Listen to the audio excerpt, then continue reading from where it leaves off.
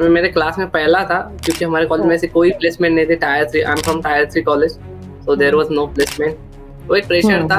तब मैंने Internshala placement guarantee courses के बारे में और रिसर्च किया। मतलब वहाँ पे सब एकेडमिक्स कर रहे थे, कोई प्रोजेक्ट बना रहा था, सेमिनार की पीपीटीज बना रहा था। मैं अपना कोर्स भी चला रहा था। प्रेशर बहुत था मेरे ऊपर। मुझे लगा था कि मैं नहीं कर पाऊंगा, लेकिन उसी प्रेशर की वजह से मैं कर गया। विद इन मंथ मेरा इंटर्नशिप भी लग गया। So that's why I decided Internshala.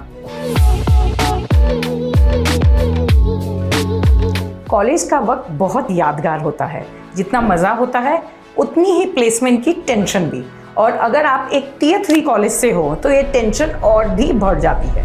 ऐसी ही कुछ टेंशन प्रज्वल को भी थी बीई में, लेकिन उसने 4th ईयर में ही प्लेसमेंट सिक्योर कर ली। प्रज्वल कहते हैं कि he is the first one to get placed from his batch, and that too in such booming field data science.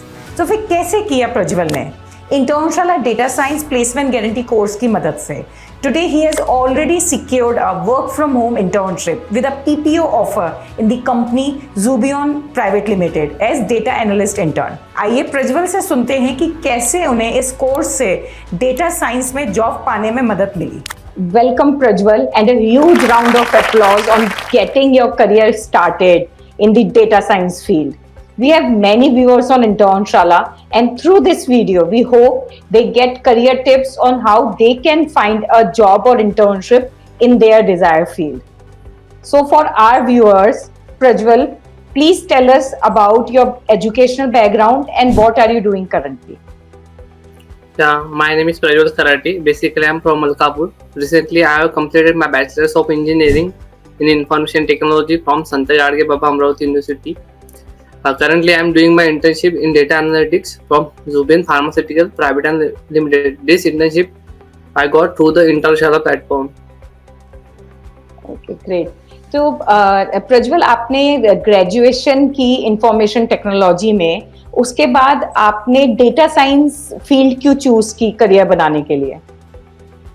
जब मैं 3rd ईयर में था तब मैंने डेटा साइंस के बारे में पढ़ा था। और मुझे मतलब जब मैं 11-12 में था तब मुझे मैथ में काफ़ी मतलब मैथ्स और स्टैटिस्टिक्स में बहुत ज़्यादा इंटरेस्ट था, और मेरा फेवरेट सब्जेक्ट में मैथ ही रहा था। जब मैंने डेटा साइंस के बारे में रिसर्च किया तो मुझे पता चला इसमें मैथमेटिक्स भी होती है, कुछ लॉज और प्रिंसिपल होते हैं वो भी हमें अप्लाई करने पड़ते हैं, और स्टैटिस्टिक्स भी होता है। तो basically it's all about numerical data. So उसी समय मेरा इंटरेस्ट डेटा साइंस में आ गया था, और फिर मैंने धीरे धीरे रिसर्च किया डेटा साइंस क्या है, क्या स्किल चाहिए, हम कैसे इसमें इंटर्नशिप या फिर जॉब ले सकते हैं। तो फिर आपने डेटा साइंस में करियर बनाने के लिए इंटर्नशाला क्यों चूज किया? तो जब मैं अपने 2nd ईयर में था तब मैंने इंटर्नशाला से काफ़ी सारे कोर्सेज किए थे, लाइक पाइथन का किया था, AWS का किया था। तो मेरे प्रोफेसर ने मुझे सजेस्ट किया था कि उनके प्लेसमेंट गारंटी कोर्सेज भी है, और मेरे कुछ सीनियर्स थे उन्होंने भी प्लेसमेंट गारंटी कोर्स किए थे इंटर्नशाला से। तो मैंने इंटर्नशाला के प्लेसमेंट गारंटी कोर्सेज के बारे में और रिसर्च किया। फिर मैंने काउंसलर से बात किया, फिर उन्होंने मुझे सब क्राइटेरिया और उनके बेनिफिट्स बताए कोर्स लेने के। तो मतलब अगर हम और इंस्टीट्यूट के बारे में बात करें तो वो प्लेसमेंट के एश्योरेंस नहीं देते, वो सिर्फ बोलते कि 100%, और वो फंड वगैरह रिफंड नहीं करते। लेकिन जब मैंने इंटर्नशाला के काउंसलर से बात की तो उन्होंने बोला अगर इनकेस आप हायर नहीं होते हो तो आपको 100% फीस रिफंड मिलेगा। और उन्होंने ये भी बताया कि यहाँ पर एक क्राइटेरिया रहता है, अगर आपका ओवरऑल एग्रेड 75 के ऊपर है तब आपको रिफंड मिलेगा। और अब ये सुनकर तो कोई भी करेगा ना मैम, मतलब मुझे लगा था कि मेरे अगर 75 के ऊपर आ गए तो मैं अच्छा कर ही पाऊंगा, और अगर अच्छा करता तो इंटर्नशिप या फिर प्लेसमेंट तो इजीली मिल ही जाएगा। इंटर्नशाला के बारे में काफी सुना था, मतलब एक one of the most trustable platform है, और काफी सारे स्टूडेंट इनरोल करते थे मेरे साथ। जब मैं 2nd ईयर में था तब मेरे साथ हम 4 और 5 दोस्त थे, हम सबने मिलकर कोर्सेज लिए थे।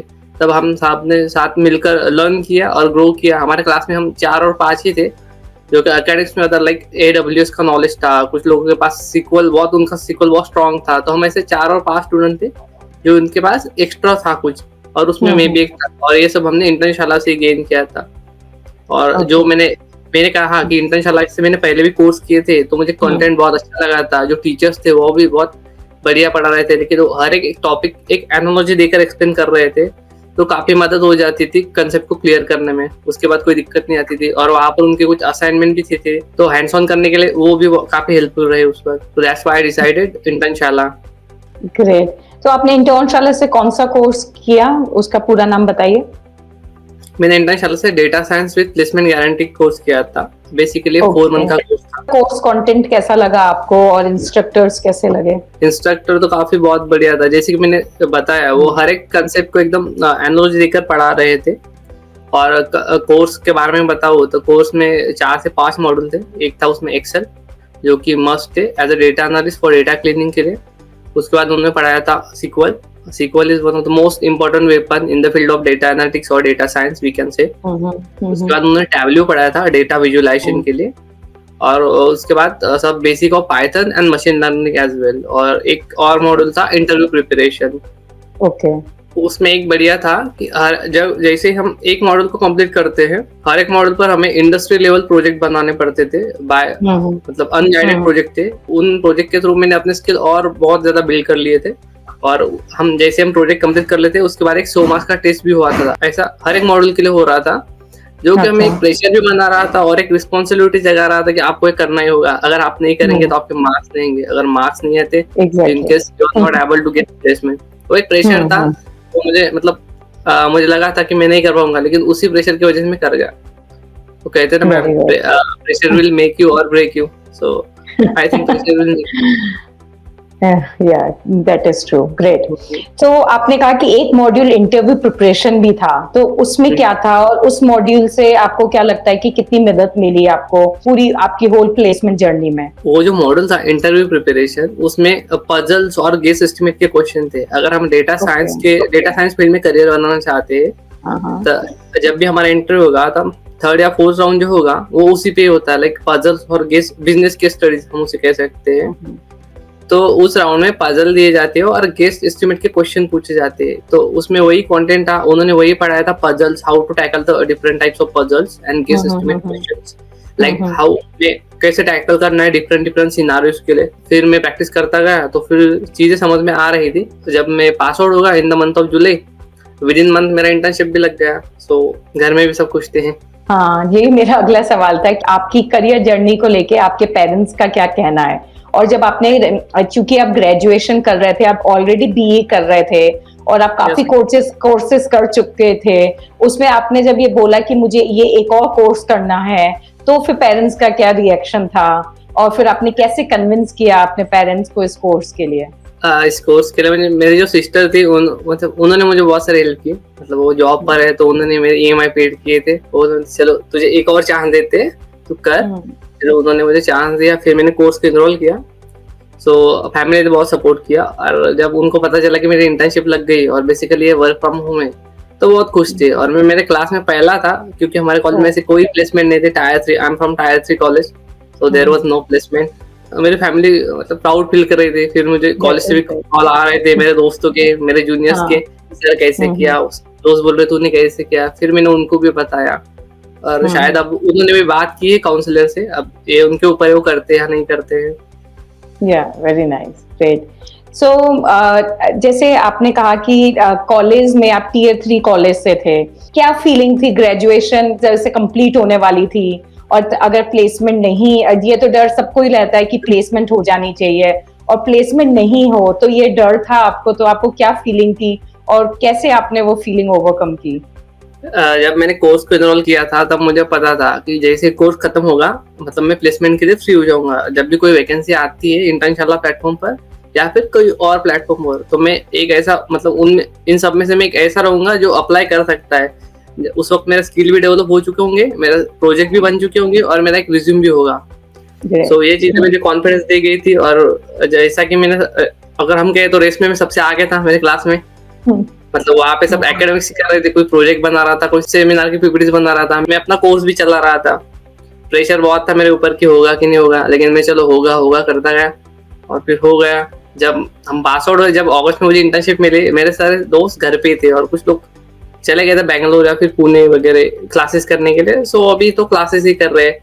तो मुझे अब जब मैं देखता हूँ उन दिनों को, तब मुझे ये लगता है कि मैंने मतलब कुछ तो अचीव किया। चलो मैं अब यहाँ वहाँ भटक नहीं रहा हूँ ग्रेजुएशन के होने बाद। और जैसे कि आप कह रहे थे Tier 3, वहाँ पे कोई प्लेसमेंट नहीं था। और जब फैमिली वाले भी बोल रहे थे कि अब तो फाइनल ईयर में आ गए, कब लगेगी तेरी प्लेसमेंट वगैरह वगैरह। और रिश्तेदार तो होती है, क्या कर रहा है आपका बच्चा। सो बहुत हुआ था फाइनल ईयर में। सो मैंने तभी सोचा था कुछ तो करना है, और जैसे हम निकलेंगे कॉलेज से बाहर तब हमारे हाथ में कुछ तो होना चाहिए। सो यही था।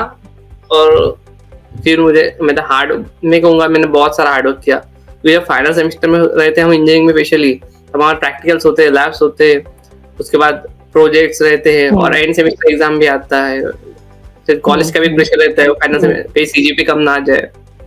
और उस दौरान मैंने टीसीएस का भी क्रैक किया था, लेकिन एचआर राउंड में नहीं हुआ, मतलब टेक्निकल मैंने क्लियर कर लिया था, तो नेटवर्क इशू की वजह से मैं एचआर कनेक्ट ही नहीं कर पा रहा था, सो वहाँ पे नहीं हुआ। फिर मैंने बोला था मेरे पास और चांस है, डेटा साइंस में कर लेंगे। अब आप इंटरव्यू एक्सपीरियंस बताइए कि इस कोर्स से आपने कितनी कंपनीज में इंटरव्यू दिए, कैसा एक्सपीरियंस था, और जिस कंपनी में आपका भी इंटर्नशिप आप कर रहे हैं वो उसमें इंटरव्यू एक्सपीरियंस कैसा था? इंटरव्यू इजी था, डिफिकल्ट था, किस तरीके के क्वेश्चंस पूछे गए, कितने राउंड्स थे?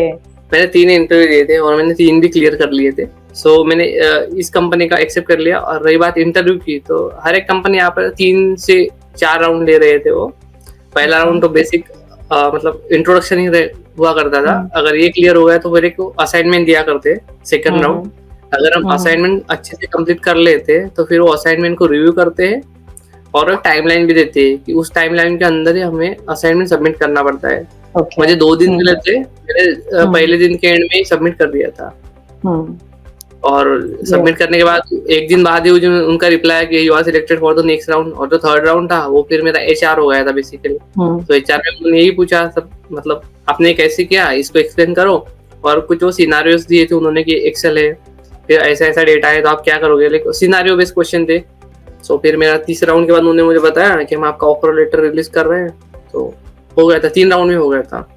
सो प्रज्वल, आपका जॉब टाइटल क्या है और कंपनी का नाम क्या है और आपकी क्या जॉब रिस्पॉन्सिबिलिटी है, ये बताइए। कंपनी का नाम है Zombian pharmaceutical private and limited. उस कंपनी में as a data analyst intern हूँ मैं। सो 2 टाइप की सेलिंग होती है, प्राइमरी सेल होता है और सेकेंडरी सेल होता है। प्राइमरी सेल वो होता है जो कंपनी रिटेलर को बेचती है या फिर स्टॉकिस्ट को बेचती है, और सेकेंडरी सेल जो होता है जो मेडिकल्स होते हैं फिर केमिस्ट स्टोर होते हैं वो एंड कस्टमर को बेचते हैं। तो उस तरफ का डेटा मेरे पास आ रहा था, प्राइमरी सेकेंडरी, और उसमें एक कॉलम भी था जो क्रेडिट नोट की, वो मंथ के एंड में कंपनी के पास कितने सारे प्रोडक्ट के बॉक्सेस या फिर स्ट्रिप्स डेट, सब कितने सारे प्रोडक्ट के बॉक्सेस रिटर्न आ रहे हैं, तो यही सब था। और वहाँ पे इनवॉइस डेट था, वेंडर डिफरेंट वेंडर्स थे, डिफरेंट प्रोडक्ट कैटेगरीज, तो ये सब था। वहाँ पे मतलब मुझे पहले दिन, इंटर्नशिप के पहले दिन बहुत सारा मेसिव डेटा मिला था।